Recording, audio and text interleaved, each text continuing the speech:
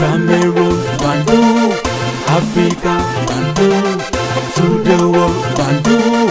Cette fois-ci aux États-Unis d'Amérique pour parler du décès de Diane. D'accord.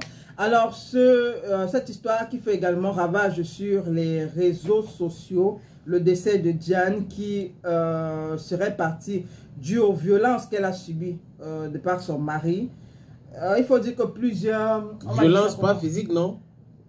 Violence physique et même morale. C'est vrai que j'ai essayé de lire cette histoire hier, mais honnêtement, pour pas... Du moins de lire l'histoire qu'un proche de la défunte a raconté. Oui, mais il y a Griot qui a parlé de ça aussi. Je crois qu'on va lire le récit. Le récit de Griot. Le membre de la famille qui a envoyé à Zuminto et Griot a publié. Voilà, bonjour, je viens vers vous ce matin car votre page est très suivie.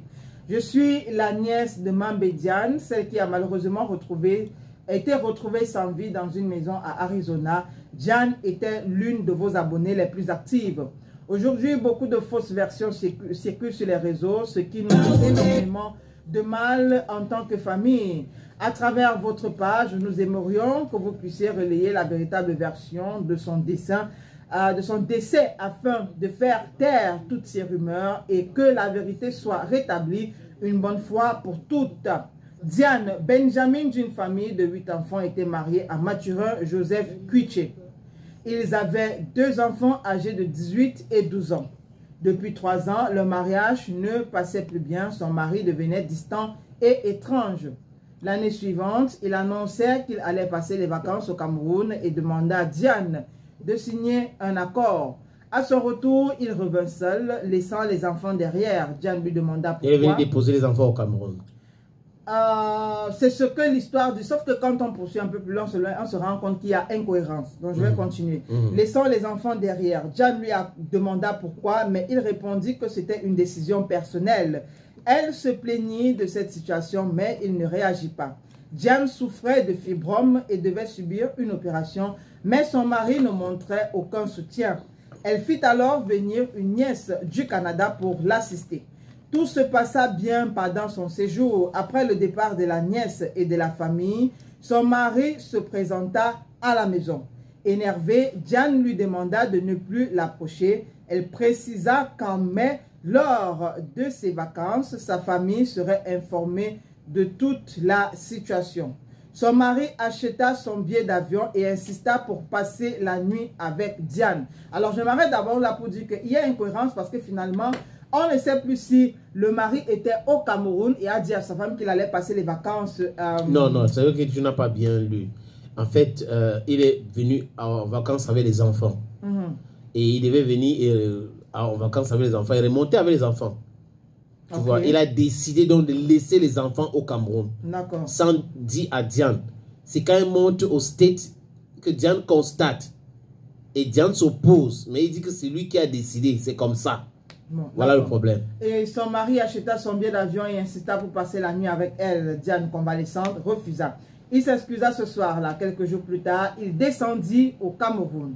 Il arriva au village avec 2 personnes ainsi que des membres de la famille pour expliquer son comportement. Diane relata son mépris et le fait qu'il ne restait plus à la maison. Cette réunion eut lieu le 31 mai. Il promit, dans cette année. Voilà. Il promit de l'appeler pour arranger 2 places avec elle. Bref, ici, là, je ne sais pas si quelqu'un a compris, mais moi, rien du tout. Non, il a promis, il y a une réunion au village parce que Diane se plaignait. Et il a promis donc qu'il va appeler Diane pour régler ce problème 2 places. Tu comprends maintenant? Il va appeler sa femme pour régler ce problème de 2 places. Apparemment, Diane aussi était au Cameroun, mais du côté de Yaoundé. Continue. D'accord. Il donna rendez-vous à Diane à Issos pour la conduire à son vol vers les États-Unis. Diane retourna aux USA où il vint la chercher à l'aéroport. Il lui annonça qu'il voulait vendre la maison et avait déménagé dans un appartement.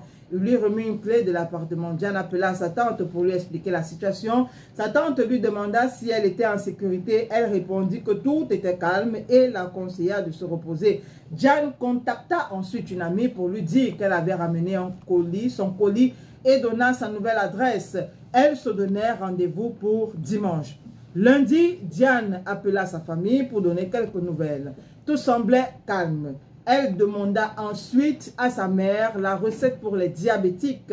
Sa mère lui donna la recette. Mardi, sa mère appela pour savoir si elle avait réussi la préparation. Mais mercredi et jeudi, personne ne répondait aux appels.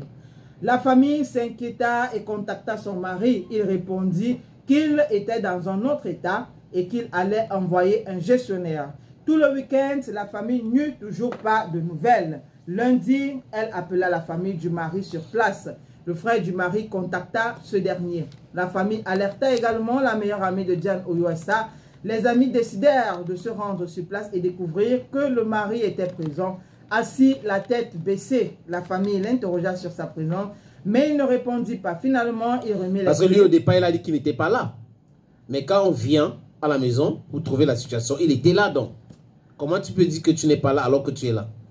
Finalement, il remit les clés de l'appartement à la police et resta assis dans son coin. Depuis qu'on essayait de la joindre, rien. C'est lui qui avait le téléphone. On entre dans nos échanges avec elle, on constate que tout avait été supprimé. Son mari a été interpellé par la police qui le maintient en garde à vue car une enquête est en cours.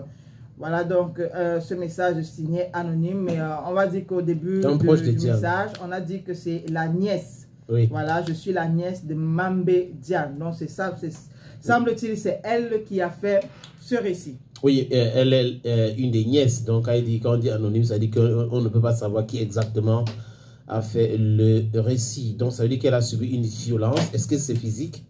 Est-ce que le mec l'a retrouvé à la maison étant malade et a décidé de finir avec elle parce qu'il voulait vendre la maison? Donc on sait comment ça se passe là-bas aux États-Unis. Stress, il y a des impôts, des trucs qui stressent les gens. Donc peut-être pas beaucoup de colère, il aurait poussé Diane et étant opéré, peut-être qu'elle est mal tombée, on ne sait jamais. Donc la police continue à enquêter et la police sait que quand il y a un crime, ça profite à quelqu'un. Donc c'est la question. À qui profite le crime? Quand on pose cette question, on commence à regarder. Et pourquoi il a menti sur toute la ligne? Est-ce que lui, il est impliqué dans ce décès? Est-ce que c'est lui qui a assassiné Diane? La police nous le dira. Donc les enquêtes se poursuivent. C'est ça, non? Cameroon, Bandung, Africa, Bandung, to the world.